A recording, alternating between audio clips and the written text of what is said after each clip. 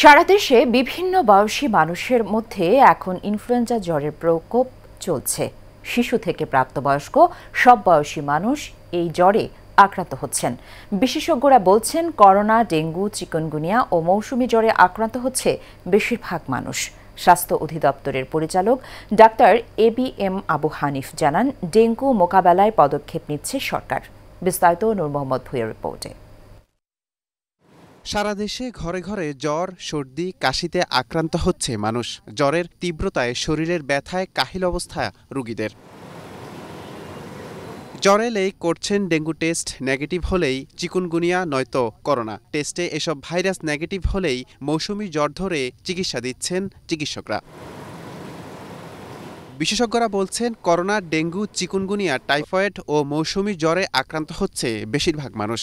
রোগ কিন্তু সময়ের সাথে মিলিয়ে দেখা যাচ্ছে যে রোগের লক্ষণগুলো পরিবর্তিত হয়। সুতরাং আমরা স্থায়ীভাবে সুনির্দিষ্টভাবে কখনোই বলতে পারি না যে এই লক্ষণগুলো হলেই এটা করোনা, এই লক্ষণগুলো হলে এটা চিকুনগুনিয়া, এই লক্ষণগুলো হলে এটা জিকা ভাইরাস দিয়ে হয়েছে, এই কথাগুলো আমরা বলতে পারি না।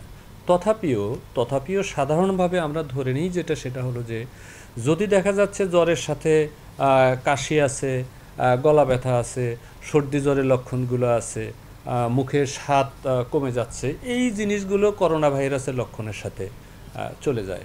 এসব রোগ থেকে মুক্তি পেতে পরামর্শ দেন স্বাস্থ্য অধিদপ্তরের পরিচালক ডক্টর ABM আবু হানিফ। মশা যে এডিস মশার স্বাভাবিক বৈশিষ্ট্য হলো সাধারণত এরা দিনের বেলা কামড়ায়, সকাল সন্ধ্যা এরকম সময় কামড়ায়। তার মানে ওরা কিন্তু চুক্তি করেনি যে রাতে কামড়াবে না, রাতেও কামড়াতে পারে। মানুষের যেরকম স্বভাবের পরিবর্তন হয়, মশারও কিন্তু স্বভাব পরিবর্তন। তা আমরা যেটা ঘুমাবো যখন, আমরা যেন মশারি ব্যবহার করি। কর্মক্ষেত্রে যেন আমরা হাতাযুক্ত জামা, মোজা এগুলো যেন ব্যবহার করি। জ্বরের উপসর্গ দেখা দিলেই আতঙ্কিত না হওয়ার পরামর্শ এই চিকিৎসকের।